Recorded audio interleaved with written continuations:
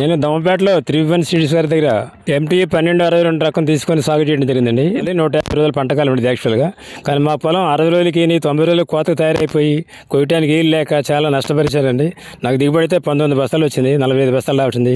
నాకు దానికి ఏదో న్యాయం చేస్తానని చెప్పి చేయకపోవడం వల్ల నేను ఫారంకి వెళ్ళాల్సి వచ్చింది సార్. మేము అయితే ఫారంకి వెళ్ళిన 7 మంది రైతులు, నాకు నాతో పాటు 7 వచ్చారు రైతులు ఉన్నారు. దంపేటలో ఇంకో 40 మంది రైతులు ఉన్నారు. ఈ ఇబ్బందులు పడలేక వాళ్ళు స్ట్రగుల్ అవుతున్నారు. వాళ్ళకి ఏం చేయాలి అర్థం కాని పరిస్థితులు వాళ్ళు దిగాలి పడి కూర్చున్నారండి.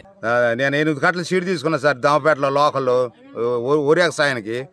8 గంటల సీడ్లో 2 కట్టలు 12.62 వచ్చినాయి సార్. మిగతా డూప్లికేట్ వచ్చింది సార్.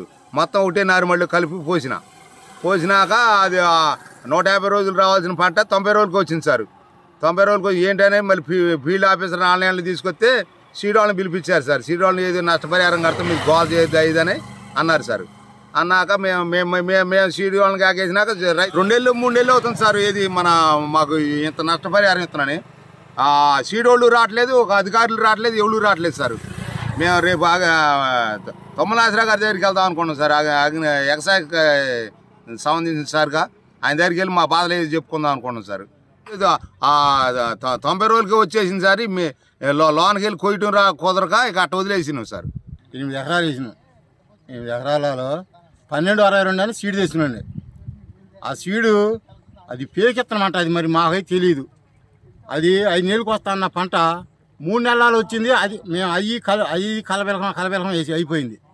అయిపోవటం వలన దానివల్ల మేము చాలా నష్టపోయినాం, బాగా నష్టపోయినాం అన్నమాట. ఏంటి మేమే కాదండి, దమ్మపేటలో 200 మంది దాకా రైతులు నష్టపోయారు. ఏంటి ఈ 200 దీనివల్ల అధికారులు పట్టించుకోవట్లేదండి. అసలు ఈ ఫేక్ విత్తనాల వల్ల అధికారులు ఎందుకని పట్టించుకోవట్లేదు? అసలు దొంగ ఈ ఫేక్ విత్తనాలు తీసుకొచ్చి కల్తీ విత్తనాలు అమ్ముతుంటే ఏంటి మాకు 50 నుంచి 60 వేలు దాకా వస్తాయని అన్నారు. అసలు ఏమీ చాలా చికాకు పడింది. దానివల్ల మేము దున్నుకోవాల్సి వచ్చింది. ఎప్పుడో వచ్చింది కోతకి.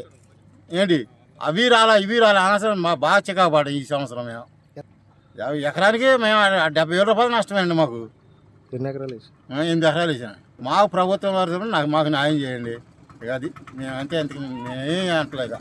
ఈ ఫేక్ విత్తనాల వల్ల ఈ కంపెనీ వాళ్ళు అసలు మాకు ఏం తెలవట్లేదు. కంపెనీ వాళ్ళు రావట్లేదు, చేయట్లేదు కదా.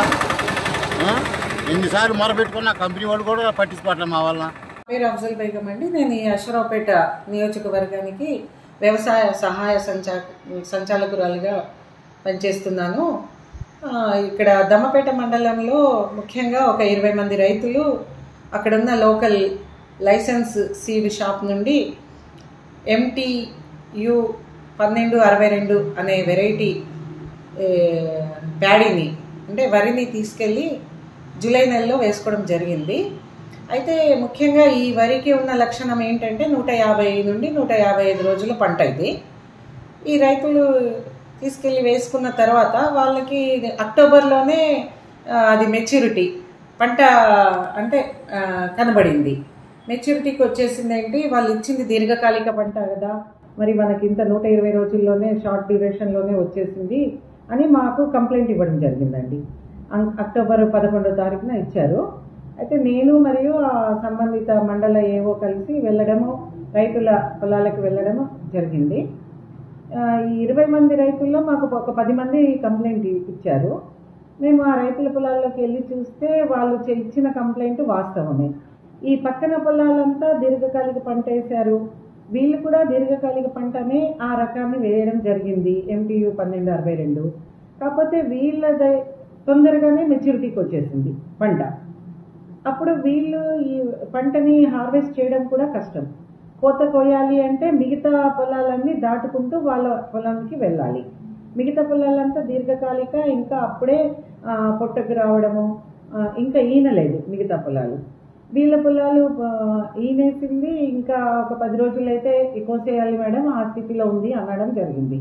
అయితే మేము ఇది రిపోర్టు చూసి సంబంధిత కంపెనీ అతనికి, అదేవిధంగా లోకల్గా అమ్మిన డీలర్కి మేము మాట్లాడడం జరిగింది. డీలర్కి షోకాజ్ నోటీస్ కూడా ఇవ్వడం జరిగింది మా ఏవో ద్వారా.